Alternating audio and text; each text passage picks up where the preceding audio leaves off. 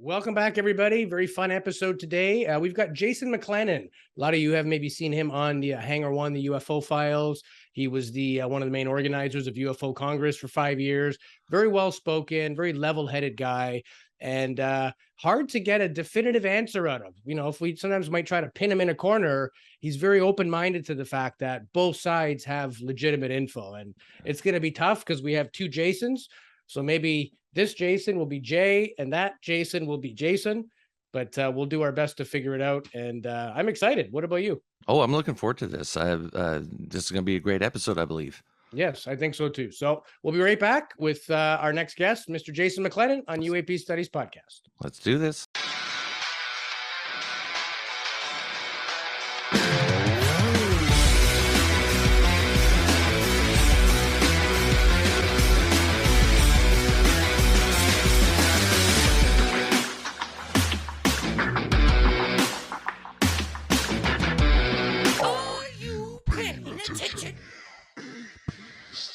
Welcome back to another episode of UAP Studies Podcast. I am Louis Borges. Joining me as always, my good buddy, Jason Gilmet. How are you? I'm fantastic today. It's a nice day outside. I've been playing a lot of chess this week, but I've been looking forward to this interview as well. So I'm happy to be here. Like I always say, Sunday that we get to talk about UAPs or UFOs is a good Sunday.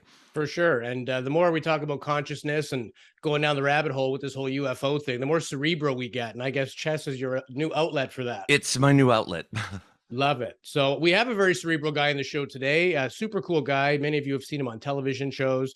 He's an author, a podcaster, a TV personality, a researcher.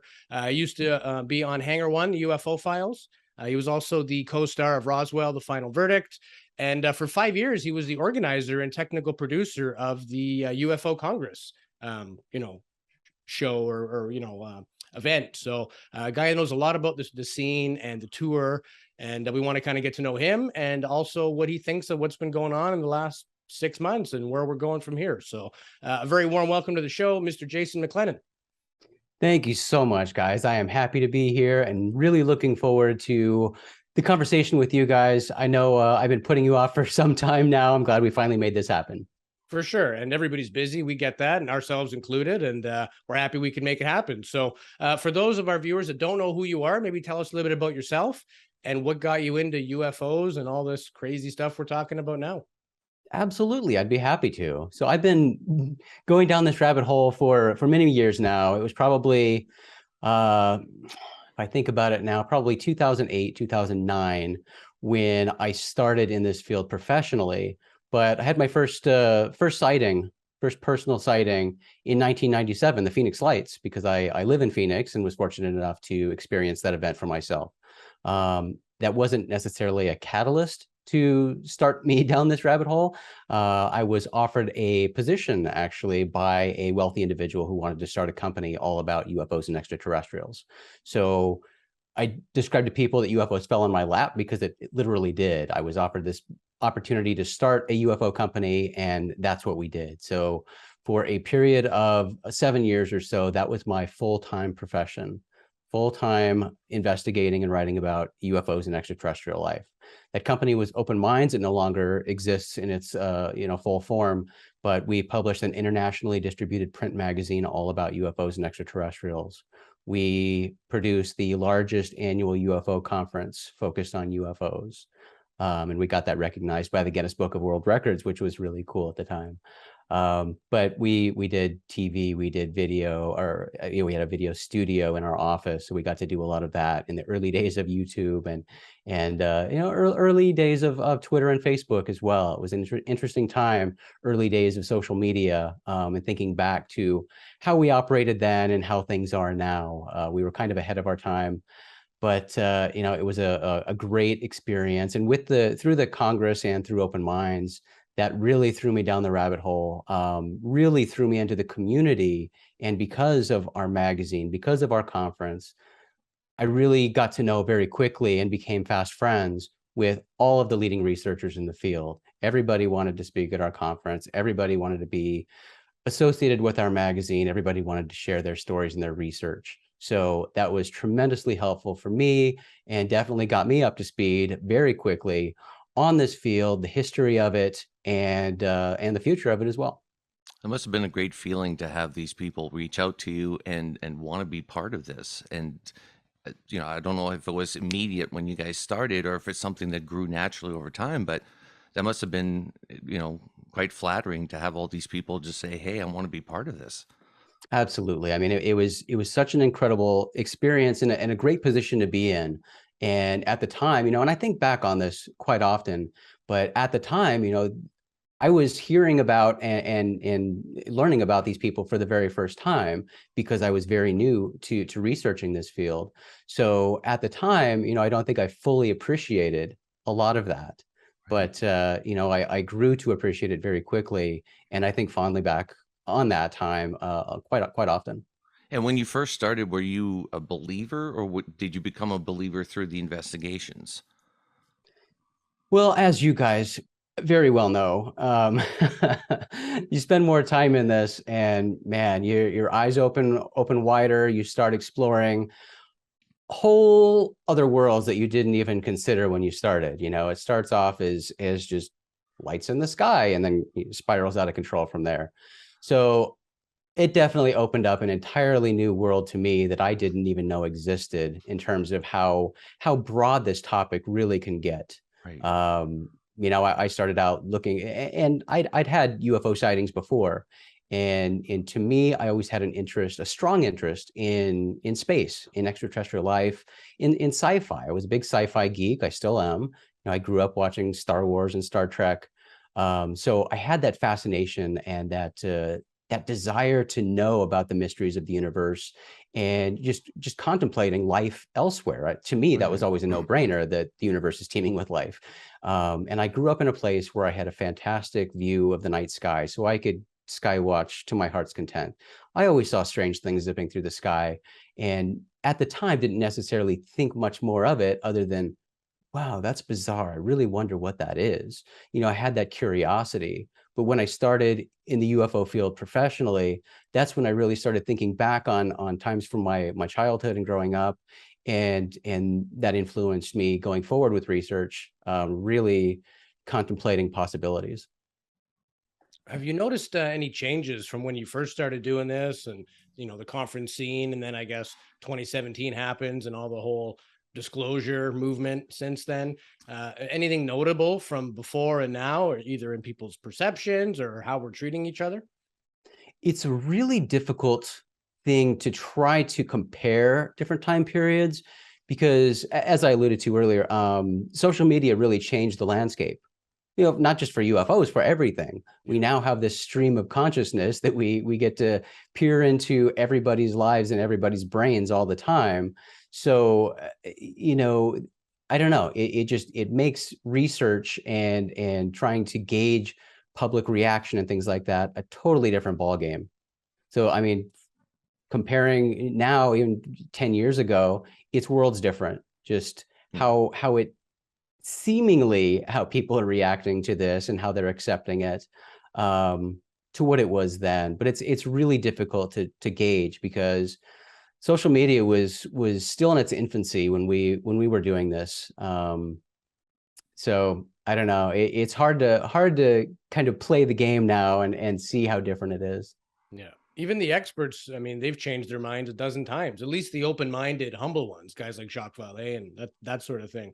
But Absolutely. And I think that's a requirement. I mean, we're dealing with the unknown. And when you're dealing with the unknown, this is an individual journey for everybody. Yes, I think team efforts are fantastic. They have their value and their place. But ultimately, when it comes to things like UFOs, that when we get down to the nitty-gritty, the large majority of it, we don't have concrete evidence. We don't have proof that we would all like. It comes down to personal belief, and we each have to decide what pieces of evidence we're going to accept, how much weight we're going to give those, and where that's going to fit into our personal beliefs.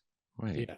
And we get some bad, and I shouldn't say bad heat, but people complain and say it's not UAP. That's a stupid acronym. They're UFOs, and consciousness has nothing to do with UFOs. And that's great until it's potentially not true. And then you got to open your mind to that, So Yeah. I think some people want it to be ufology from the 70s.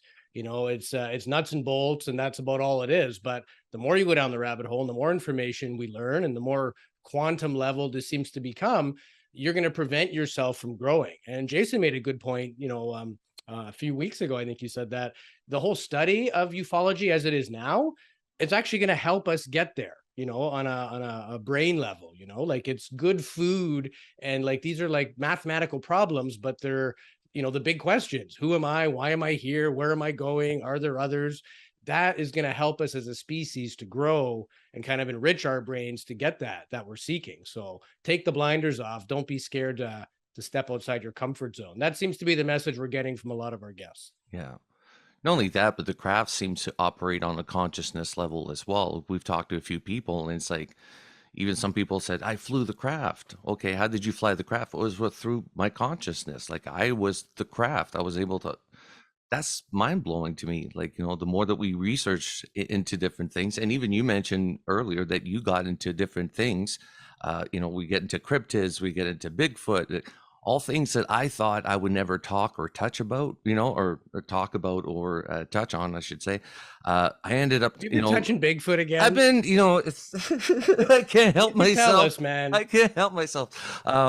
But no, it's all. Given the opportunity, I would touch Bigfoot too. I mean, I couldn't help 100%. myself. I'm a little 100%. bit worried. I think that thing would get pissed and just rip off an arm or something, like a Wookiee, right? Or Like, really like it. I don't know. yeah, either or you're in trouble. Yeah. You're in trouble either way. Yeah, exactly. But yeah, no, we got into different stuff, the cryptids, and we've been talking with George Knapp, and he's talking about like how he carried some stuff home with him from Skinwalker Ranch. You're like, I don't think he's making that up. Like, it's George Knapp, for crying out loud. Like, he's an icon. I don't think he'd ruin his reputation by saying something like that, right? So have you delved much? I know you've delved a lot into the other subjects, the cryptids and Bigfoot and all that. Do you think they're all related in some way? If you go down this path of researching the unknown, the mysteries of the universe, you have to come to the point where that's part of your research. You have to be able to consider the possibility that they are, right? Everything is on the table when you're dealing with the unknown. Everything is possible. You can't cross it off the list until you can cross it off the list. So I always entertain all possibilities. Absolutely. Yeah. Because it seems to be, wherever there's Bigfoot sightings, there's also UAP sightings. Here in British Columbia, we have a town, Harrison, that celebrates Bigfoot, and they say that the natives there say they see him all the time. We also have a lot of UAP activity in the area, so it seems to be a correlation between the two, or at least whatever's going on is attracting to both of them. If they're not related, at least there's something there, a commonality that they have in common. Yeah, it's fascinating when you look into some of these seemingly correlating events, and it's hard not to draw those conclusions. Right. But things like that are what keep this looking into the unknown so fascinating and intriguing for me. Right? They're just the head scratchers, always. And like James Fox said, and so many other researchers say, the more time you spend in this field, the less you know. Because you start discovering these additional paths that go this way and the paths that go this way. And it just becomes even more mind-boggling, if that's even possible. Yeah. And in terms of information coming down, like, let's chat about governments and sort of UFO Congress and what's going on. Do you have any thoughts about that? Do you think it's, are we getting anywhere, or is this just something to please the masses and then sweep it under the rug for another 70 years again? Do you have any comments on that? Sure, and all I can do is speculate, but my personal thought on that is I don't think there's any grand conspiracy there on the side of the government, and I don't think there's any need, a feeling of need by the government to please anybody. Certainly not the UFO crowd. I don't think they give a shit. But ultimately, in this particular situation, and it's happened before, I think members of Congress are just like we are. They are curious about the same things we are. So if you have people who are curious about UFOs and these interesting anomalous events that are happening, and you have people come in and tell you, look, you need to look into this because this is a big issue and we're under attack and we need help and nobody's doing anything about it. Of course, they're going to go, well, that's interesting. I never heard about that. We need to look into this. This sounds urgent.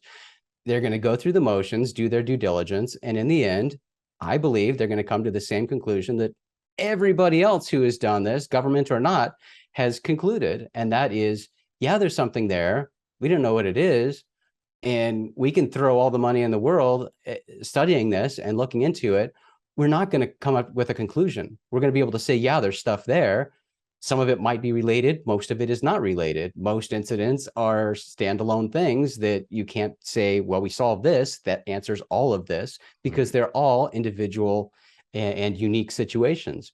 So it's a futile effort. And I know that's frustrating for people like us who research this and are very interested in finding answers. I don't think those answers will ever be found. Right. I think we can find information here and there, and we can help sort of build our own personal beliefs. But in the end, finding concrete answers about any of this, I think it's a futile attempt.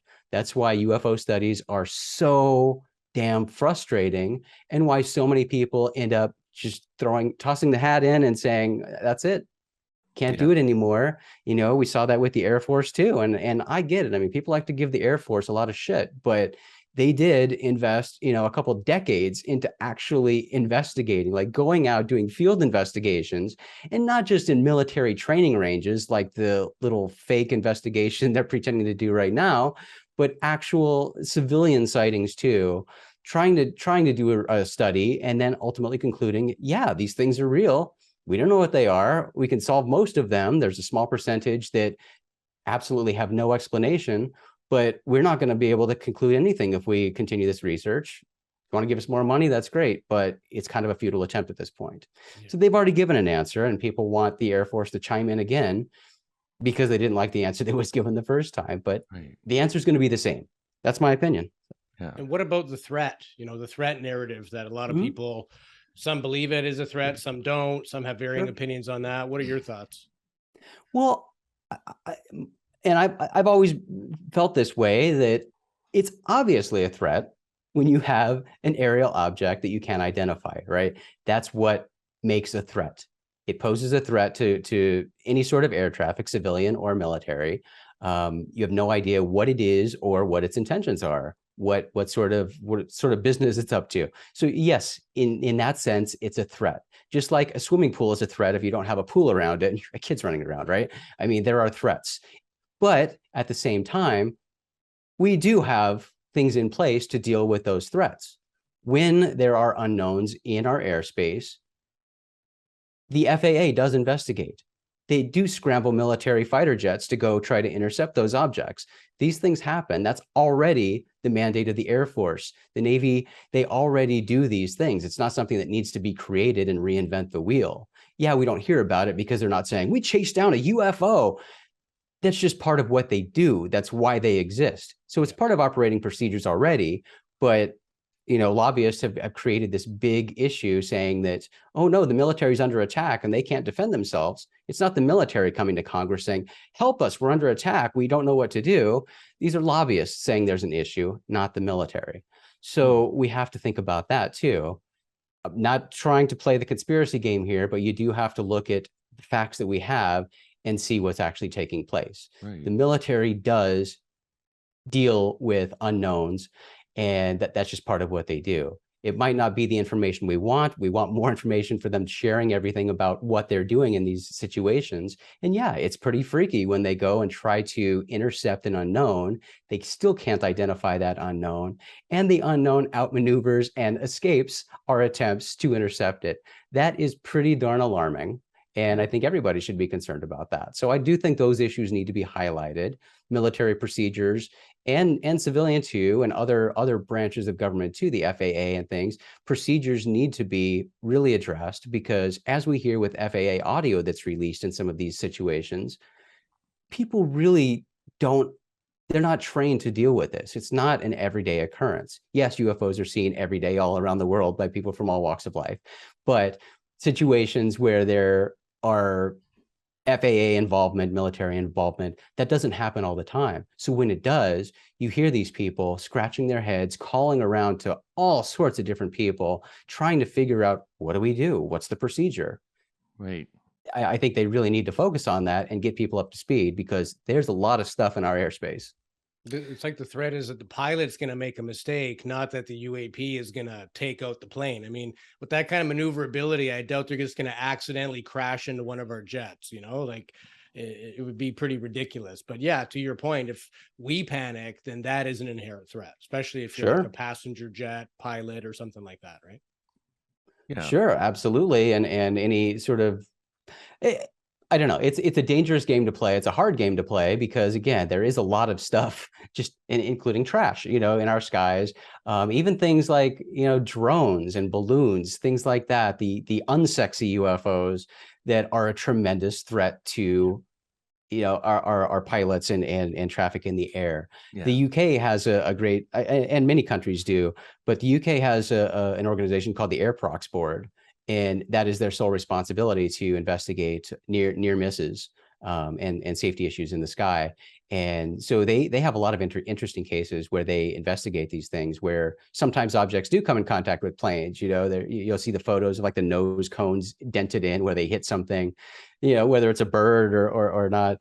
There was one interesting case from many years ago where there was a shark. They had a shark-shaped UFO that caused a big hullabaloo with a commercial airline pilot, and they were seeing this over an airport in the UK. And it turned out to be this remote-controlled shark balloon, a shark-shaped balloon. It's called an air swimmer. That is a shark that swims through the sky, and you can control it with a remote control. And who would suspect a shark to be in the sky, right? So very, very confusing, hard to identify, hard for the pilots to figure out what it was. But it was from somebody's birthday, and it went too high and got out of range of the remote control and just kind of went AWOL. But things like that happen. But even though those are the unsexy UFOs, they still pose a tremendous threat. That's why there are restrictions on airspace and where people can fly things like drones. But that's just one little element. Then we deal with the more unknown UFOs, and game on. I mean, anything's a possibility. That's why it has to be viewed as a threat, and those things have to be addressed. Now, there's a lot of critics that we need in ufology or the study of UAPs, because the thing is, it's very easy for us to get swept along with a story or swept along with a theory. So having people like Mick West, sort of push back, it's a good thing. But it depends on I guess their audience, because I've noticed on Twitter now there's a lot more division than there's ever been, especially on the topic of UAPs. Are you on Twitter at all? I sure am. Yeah. And what have you noticed on like just the, people attacking Lou, people going crazy, just going off the rails on other people because of their theories or beliefs? It's almost like I've seen that in the religious aspect. When I was in the Christian church, I've seen things similar to that, except they were a lot more polite about it, but it's the same bickering. It's almost like it's become a religion in itself, and we're all, either Protestant or Catholic, and you have to choose a side now. Have you noticed that in Twitter at all? I absolutely have, and I don't think it's a new thing. I think as social media matures and people get more used to it, it's becoming louder and louder. Certainly, because people feel more and more comfortable to be less friendly, less polite with each other. But it's not a thing. As you mentioned, religion. I mean, I have the comparison between religion and UFOs quite often. But it's not something. It's more of a human condition, I think. It is humanity, and in any section of social media, you can see this.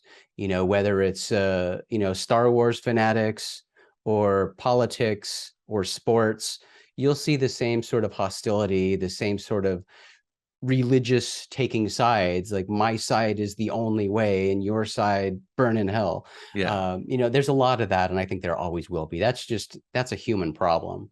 But I don't necessarily think it's something that's new. That's always been the case in UFOs. And I think with a lot of people who are new to this field and get very excited about it at the very beginning, like we all are, I think it's really hard to understand that all of the information you're hearing, all of these people who seem to be these unwavering, very credible people who couldn't possibly tell a lie. I've never met a person like that, by the way. But, they're still humans too.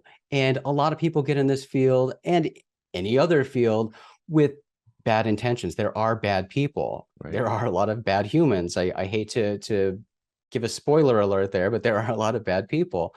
And UFOs, and I also dislike saying this on shows because I don't want to give anybody ideas, but the UFO field, although it seems big, is very small. It's very small, but it's something that everybody in the world is interested in. Right. In one way or another, they have this fascination to this topic.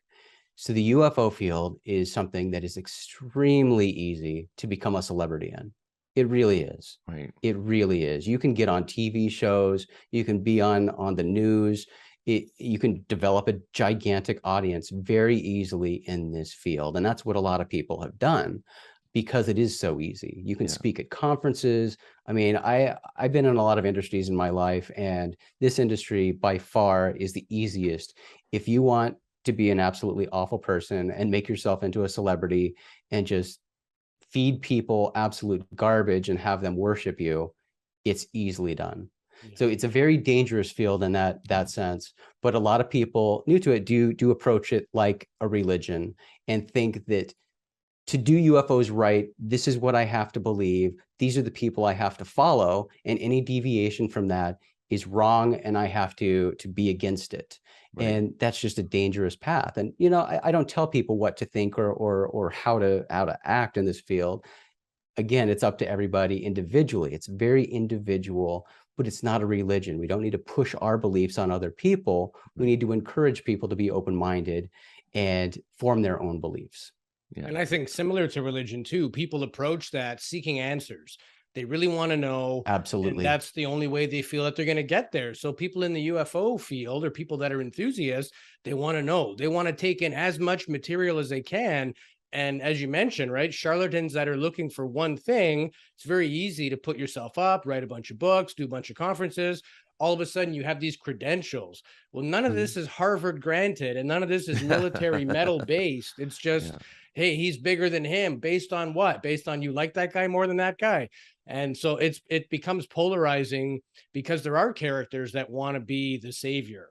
I have all the answers. I will show you the light. Yes. And the audience is very much like those seeking religious fundamentals, right? They want to know the basics. Where do I go from here? I mean, we're all enthusiasts. We do this for fun, but we still go and we're on the cutting edge of what's coming up next and who's doing and saying what. So it kind of takes over, but I think it's easy for people that don't have a good compass to maybe get on the wrong plane because it's a tsunami of information. And I mean, the reason 100%. This podcast is to have legitimate guests and bring people at least some credible stuff in and amongst all the shit that nobody can corroborate. And we're very neutral. We're not opinionated. We don't say you're right or you're wrong. We bring everybody to the table because nobody has evidence. So who's to say you're right or wrong? And that's kind of the problem too. Everyone gets a seat at the table now because you can't say that this guy who you know is full of it, you can't really call him out because you don't have any better proof than he does. So right now we're all sitting in the same bloody hot tub and we all have an equal say, unfortunately. And the more you dig into the history of this topic too, and the players of it, you know, it really starts causing you to question a lot of, you know, what you've established as your belief, you know, which is why you need to be willing to change your beliefs when you get new information. But a lot of the stuff that is like UFO history, established UFO history that we all just blindly accept because people have written thousands of books on it. We see these people as you know, celebrities or respected people on TV shows and speaking at conferences and stuff. When you look back, though, a lot of most UFO researchers don't agree with each other, even when you're talking about a specific topic. Let's look at Roswell. The leading Roswell UFO researchers don't agree with each other.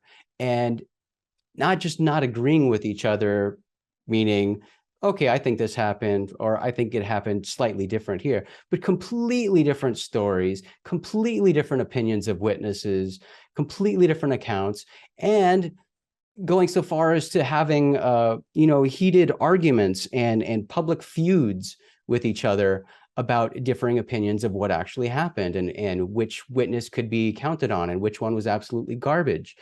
Roswell is an absolute mess. And just for the conspiracy people out there, Robert Bigelow was one of the people actually involved in the initial Roswell research that Stanton Friedman started and Lee Spiegel back in the late 70s.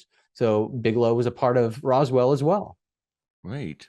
But that's new. I did not know that. We've been Okay. hearing lots about Bigelow, even though he's kind of Yeah. disappeared since NIDS and Skinwalker Yeah, yeah, Ranch. A lot of yeah. people still think he's pulling the strings behind the scenes, and either for his own patent and monetary. If you could figure out UFO technology and you patent that, it's game over, right? You will win as far as the Elon Musk and everybody in the race to whatever the hell Mars. Speaking of that, let me ask you, what do you think of this race to Mars? Because in my opinion, and I don't give it often, but it would be way easier to deal with life on Earth and fix our planet than to create an atmosphere on another planet. And it's like an 8-year one-way trip. I don't think we're going to Mars. I think that's a cover for other space-related things that are happening. And how do you explain shooting rockets off all the time? Oh, we're practicing to go to Mars. I think it's a bunch of bullshit, but that's my personal opinion. I'm curious to know yours.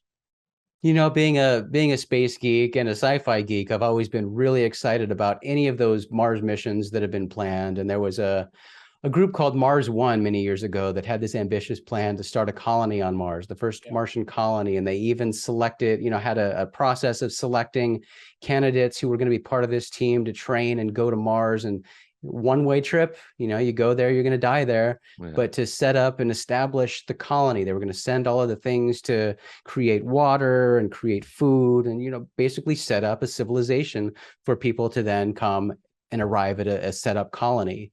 Of course, that fell through. That didn't happen. But, the same thing with Elon Musk's plans. He's had his heart set on Mars, but he's also a big sci-fi guy. I think a lot of that is just rich guy with money wants to play. So. Hobby money. Yeah. Yep. I think the novelty of landing on Mars and walking on Mars would probably fade away within half an hour.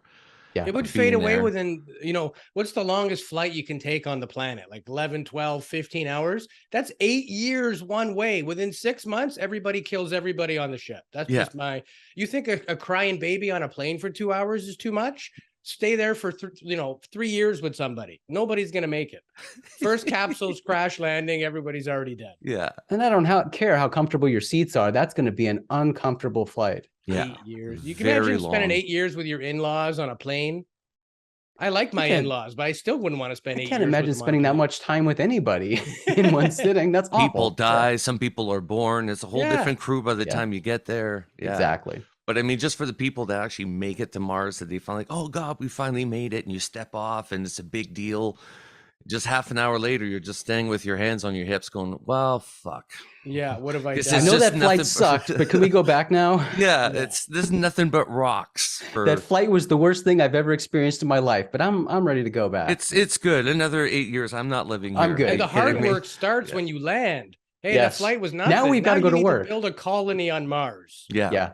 It's not like you can slack it off either. You die within a matter of days if you don't get certain things in place, right? So exactly. Yeah, the pressure's on. So yeah, to me, the whole appeal of going to Mars, no, thank you. Not as a first settler, anyways. At least we got water and the basics here. How the hell do you want to start from scratch on Mars? It doesn't make a whole lot of sense. No, you got to be somebody special. Let's start with baby steps. Let's start with the moon and see how we do. I mean, what are your thoughts on the moon? Again, a lot of people say there's bases on the back of the moon. Remote viewers have been asked, here's some coordinates. What do you see? They describe like mile-high buildings, and apparently it's on the moon.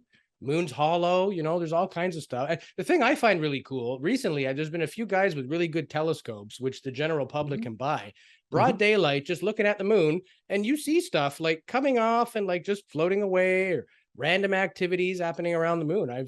I find it very interesting. What do you think about the moon? The moon, I haven't seen anything convincing about bases on the moon. And, as easy it is for us to get excited about the far side of the moon because we can't see it from here, it has been imaged before. And there's nothing that stands out to me, but I will say that we know so little about this planet. We can't even start to say, oh, that's impossible on the moon, because we don't even know what's going on our planet. But the moon, for me, I think it still holds tremendous possibility for extraterrestrial life, because it, like Mars, has a lot of lava tubes, underground area where if we were to set up a colony there, or even go there for an extended period of time, would provide humans with a lot of protection. We could go down in these cave systems, set up, a city down there. That would be rad. And I think if there is life there, that's where it would be. Yeah.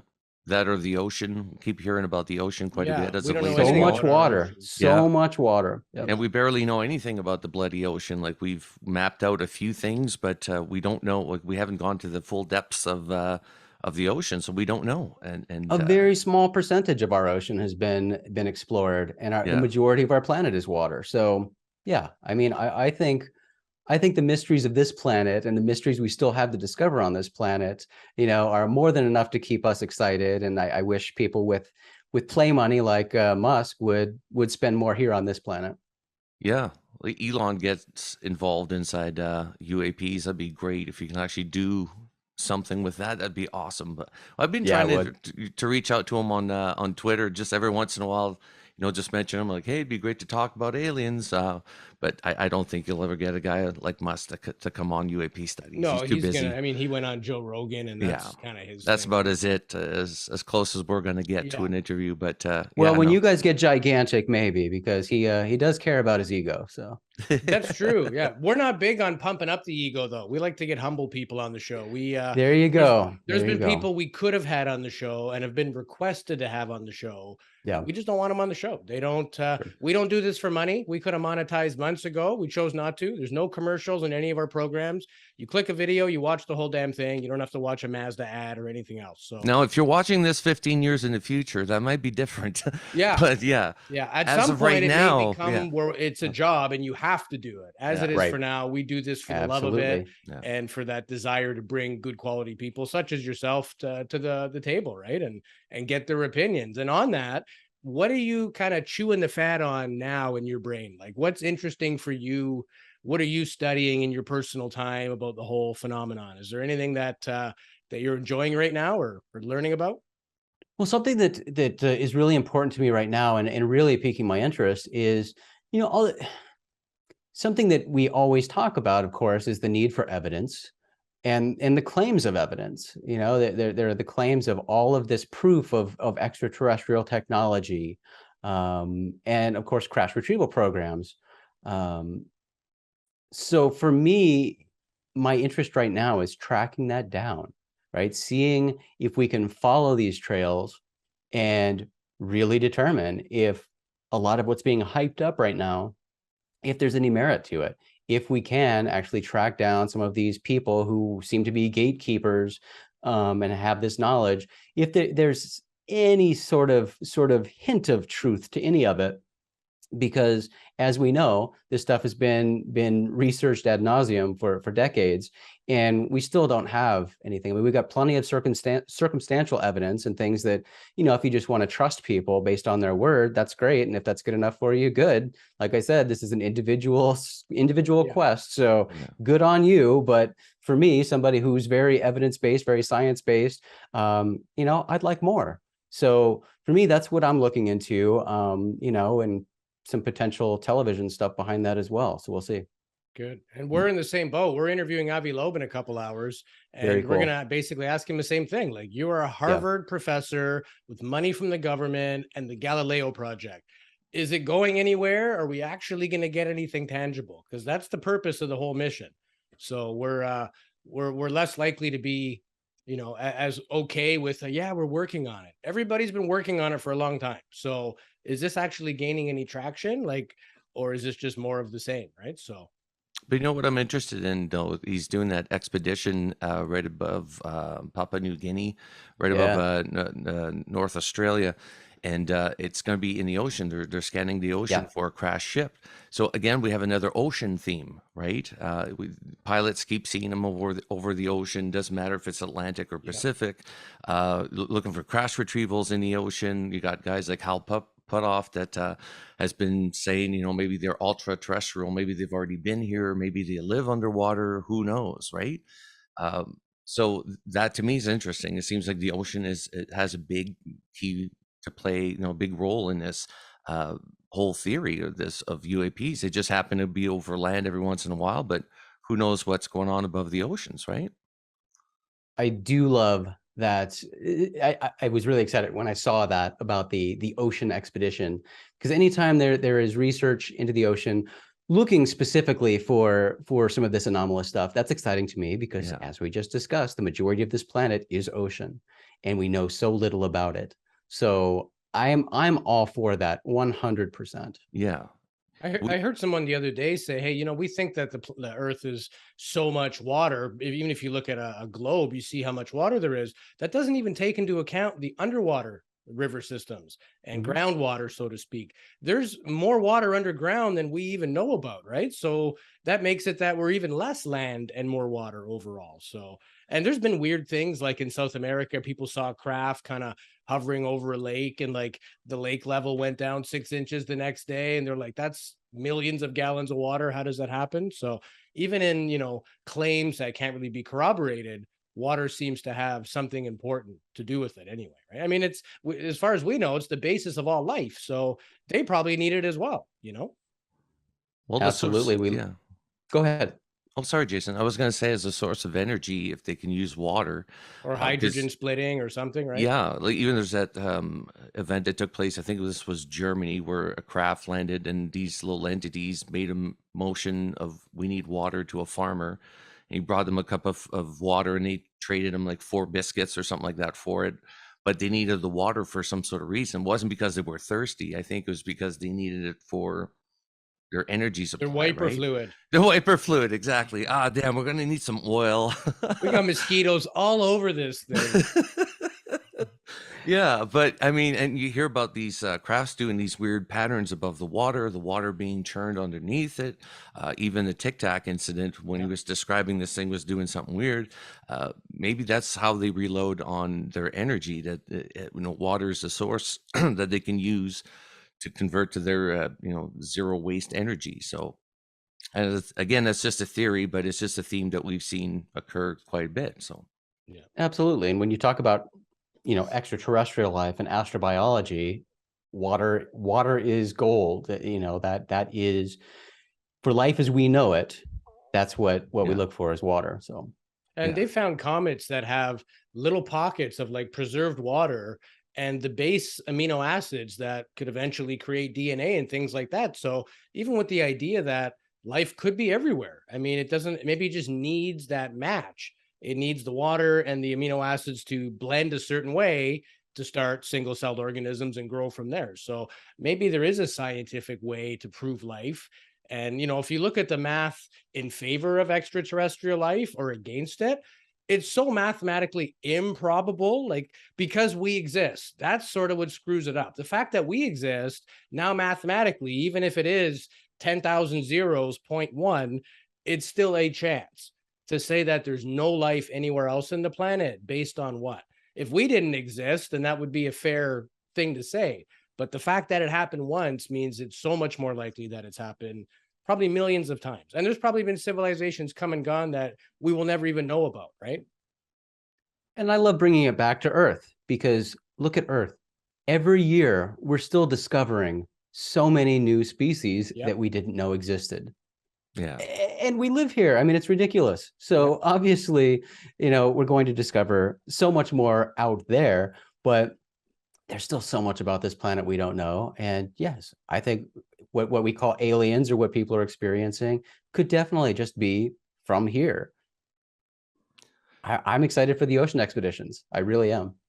Yeah, I hope it comes to some sort of fruition, that we find something, at least treasure, if anything. Just find an old ship with treasure, and at least it'll be worth it. But supposedly the equipment that Avi Loeb has is going to be really, really cool stuff. They're going to test it out, and they're hoping by 2023, I think, to have it out there to actually do the expedition and be amazing. See if they can find something. We were talking earlier about like how we're waiting for the Air Force to say something in regards to UAPs. For me, I'm also interested in the Department of Energy. I find that they're way too quiet on the subject, and I think that they have a huge role to play in some of where this, underground testing or trying to reverse engineer is taking place. I think the Department of Energy has a huge role to play in this. So they've been quiet about that. Do you have any thoughts on that as well? Like, do you think that either the Air Force is working with them, or that they're just doing their own thing separately? But I think they have to be involved somehow, right? I completely agree with you. the Department of Energy is such a head scratcher when it comes to all of this. But when you look back through UFO history, they are definitely involved in some way. They play a Right. role, but also have been very quiet, as you mentioned. And that's always the thing I look for. Certainly in the preliminary report that came out, always, did they get anything from the Department of Energy? Come on, we want to hear from the Department of Energy. So I'm right there with you. I don't know in what sense they're involved, but they certainly are. Yeah. Because you keep hearing that, different crash sites that sometimes somebody sees the, logo or whatever from the Department of Energy. So I always thought that's interesting. And if anybody had anything to do with these crash retrievals, the Department of Energy would be a great start to look at, because that's what they do. They're looking for energy sources, right? So, when you hear stuff like comments of, we have the technology to bring ET back home, that sort of makes you question whether we've had this problem solved a long time ago. But because of, oil is still such a huge industry and makes the world go round, we can't transfer to that, what do they call it? 0 point energy or zero waste energy, something along those lines. 0 point, yeah. Yeah. Or carbon neutral, where you're not producing any more than you're taking in, that type of thing. Yeah. Well, even I found out recently that these, like the e-cars and stuff like that, or the batteries, everything becoming electronic, makes more waste and pollution than we thought before, right? Yes, there's no emissions to the cars, but to produce these things, it causes a lot of environmental Yeah, harm. there's more pollution mining lithium and nickel than that car will ever burn in terms of fossil fuel. And there's no financial savings either. And I can speak on this because I work in the automotive sector. If you buy an electric car because you think you're saving money, you're out to lunch, because you're going to spend $40,000 or $50,000 on a hatchback with a 10-year lifespan, because they will depreciate to the point of a replacement battery. Right now, a new battery is 15 grand. So that there won't be $500 beaters that your teenage kid can buy and go to his first part-time job. The car will go to a certain value, it will need a battery, and then it'll be worth nothing. So the amount that you're actually going to get use-wise and, savings on fuel, yeah, there is some savings. Even the whole diesel question. Oh, I drive diesel because it's better on fuel than gas. But you spend 8 to 9 grand more for the diesel engine version of the car to save it at 10 cents a liter, or 50 cents a gallon or whatever. To make up the $9,000 difference, you got to drive that thing like 180,000 miles before you save a penny. There is no free or cheap energy, unfortunately, on the planet. That's a myth. And electric cars are already in the point of creating more waste than anything, because what do you do with these dead batteries that you can't remanufacture into anything else? Good point. And fracking for lithium and all the rest. It's harming the planet more. I'm not saying there won't be a cheap, better source of energy. I just don't think electric cars is the way. And they even said, like in the summer, there was places in California they had to have blackouts, and only 30% of people were running electric cars. If we were all on electric cars, the grid wouldn't be able to cope, not even close. So I think it's novel to think it's going to save our energy problems, but my personal opinion, I don't think it's going to. Yeah, so I think flying crafts with batteries would be a bad idea. I think that's not going to happen for quite some time, just for that reason, right? Something goes wrong.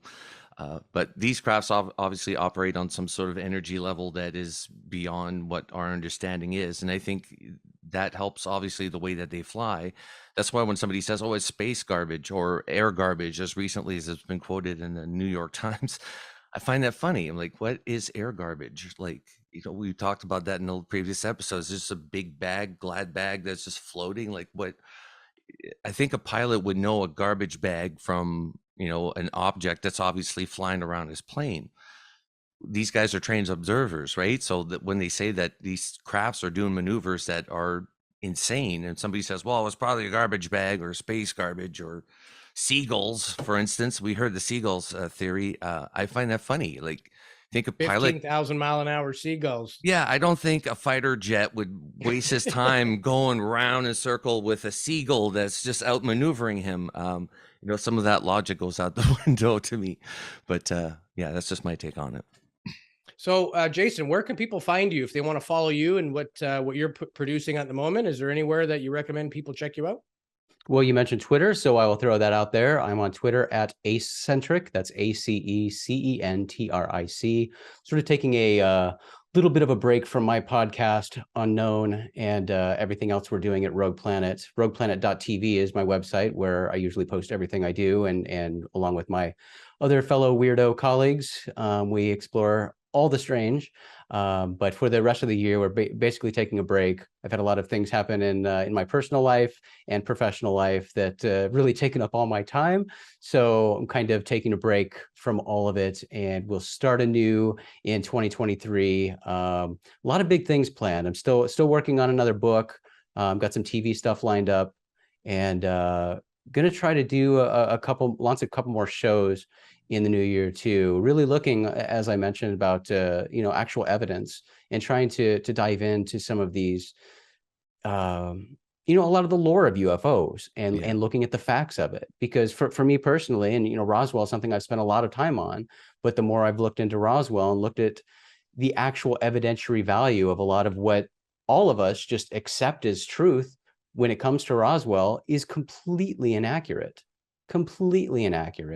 in terms of claims of bodies and things like that. And, we hear about these stories of the whole town saw it and everybody in Roswell, was threatened, and they were all scared, and they all know that alien bodies were taken out of there. The actual people who physically claim to have seen extraterrestrial bodies, who were actually interviewed by researchers, I believe total in the number of 4.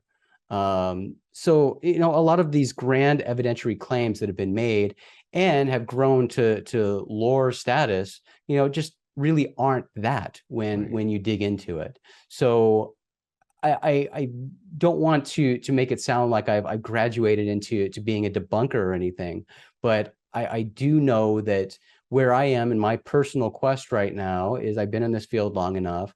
And as I mentioned, I do like looking for things that can be validated, and not just things that are convenient for me to believe in because they might support my pre-existing belief. I want stuff that, I can point to, I can confidently go on shows and tell people about and suggest that they look into that too and consider that in their own evaluations. So that's really where I'm headed. And I think everybody approaching this field needs to be skeptical, not a skeptic, but skeptical. That's part of this process, and being a good researcher is being skeptical, because we're dealing with something that involves grand claims. It really does. And they're tremendous things, and they're eye-opening, and it's hard to not be taken aback when, a high-ranking military official comes to you and tells you something this shocking. You want to take it at face value, but that's a dangerous game to play. And I personally have been in that situation where I've had lots of government and military personnel personally come and tell me incredible things that later turned out to be absolute bullshit. So, Oh, really? That sucks. Good to know. Yeah. Well, Jason, I thank you so much for coming on the podcast. Louis, do you have any final questions for our guest today? Again, just a big thanks to Jason McCLELLAN. We knew you were a big mind. I've been bugging you for months to come on the show. I know you're a busy guy. Thank you for taking the time. I know you probably have a lot of things going on and other engagements you could have been doing, but we do genuinely appreciate it. Love the way that your mind works and how neutral you are on things. And you're our kind of guy. So you're welcome back on the show anytime. And maybe next year with your new projects, come on and tell everybody what's going on. I would love to. Thank you so much, guys. This has been a blast. Thank you for harassing me so much. I really appreciate it. You know how busy life gets, so I do appreciate your patience, guys. And this has been so much fun. Thank you, and I appreciate you. Awesome. Thank you, Jay.